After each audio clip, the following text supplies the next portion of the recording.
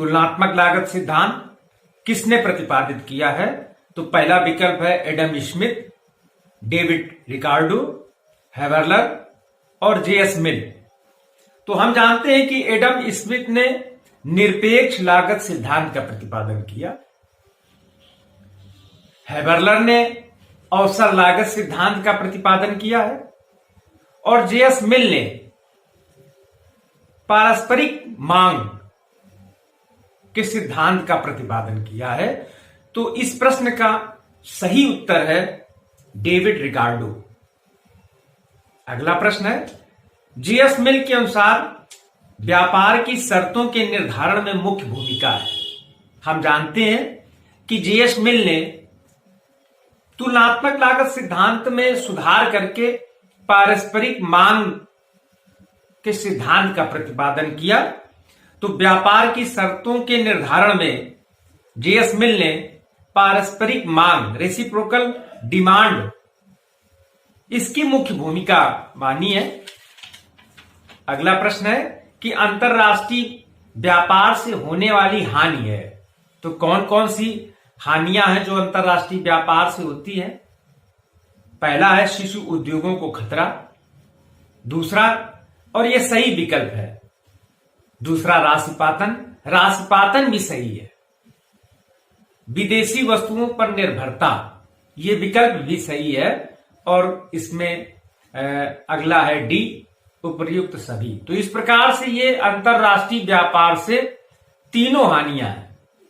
हम जानते हैं कि अंतरराष्ट्रीय व्यापार में स्वतंत्र व्यापार के जो विरोधी आलोचक हैं, उन्होंने ये कहा कि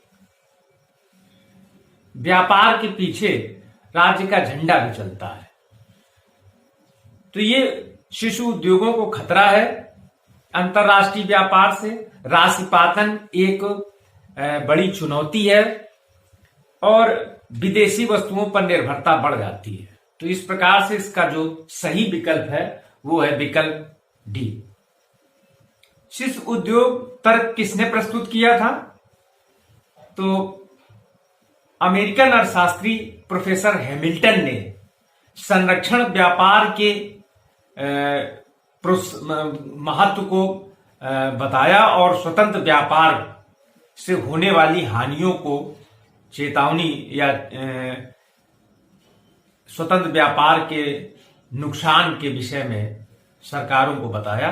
तो उन्होंने शिशु उद्योग तर्क दिया था प्रोफेसर हैमिल्टन ने। अगला प्रश्न है कि अंतरराष्ट्रीय व्यापार के लिए क्या आवश्यक है? तो अंतरराष्ट्रीय व्यापार में लागतों में अंतर महत्वपूर्ण है। तो इसका सही विकल्प है बी। अगला प्रश्न है कि निरपेक्ष लाभ सिद्धांत के प्रतिपादक हैं। तो इसमें विकल्प है जेएस मिल। हम जानते हैं जेएस मिल ने पारस्परिक मांग के सिद्धांत का प्रतिपादन किया था। विकल्प बी डेविड रिकार्डो। हम जानते हैं कि डेविड रिकार्डो का सिद्धांत है तुलनात्मक लागत सिद्धांत। एडम स्मिथ, तो इसका सही विकल्प है एडम स्मिथ। एडम स्मिथ ने और निरपेक्ष लाभ सिद्धांत का प्रतिपादन किया था। अगला प्रश्न है अंतरराष्ट्रीय व्यापार का साधन प्रचुरता सिद्धांत, फैक्टर इंडोमेंट सिद्धांत, ये जो मॉडल है किसने विकसित किया था? तो इसका सही विकल्प है एली हेक्स्चर व वर्टिन ओहलिन ने। अगला प्रश्न है कि एक देश के भुगतान शेष को दर्शाया जा सकता है।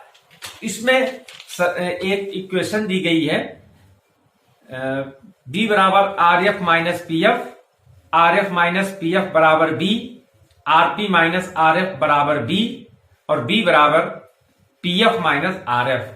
तो इसका सही विकल्प है बी बराबर R F minus P F. Balance of trade जो है, बैलेंस ऑफ पेमेंट, भुगतान संतुलन बराबर होता है विदेशों से प्राप्ति ऋण, विदेशों से भुगतान, विदेशों को भुगतान किया गया भुगतान। तो इसका सही विकल्प है बी बराबर R F minus P F. ये प्रश्न भी कई बार पूछा गया है। अगला प्रश्न है, वह प्रशुल्क जो देश के आर्थिक कल्याण को अधिकतम करता है उसे क्या कहते हैं? तो इसका सही विकल्प है इष्टतम विकल्प प्रशुल्क। अगला प्रश्न है कि लियोनतीफ विरोधाभास का संबंध किससे है? हम जानते हैं कि हेक्सचर-ओलिन सिद्धांत ने यह प्रतिपादित किया कि जो श्रम प्रधान देश है वो श्रम प्रधान वस्तुओं का निर्यात करता है और पूंजी प्रधान देश जो है वो पूंजी प्रधान वस्तुओं का निर्यात करता है। मगर लियोनतीफ ने अपने एक शोध में यह स्पष्ट किया कि हेक्सचर-ओलिन सिद्धांत ठीक नहीं है।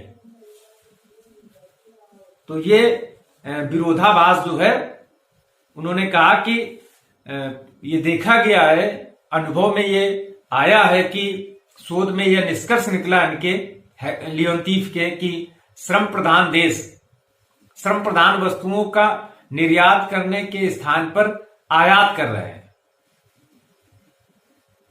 अगला प्रश्न है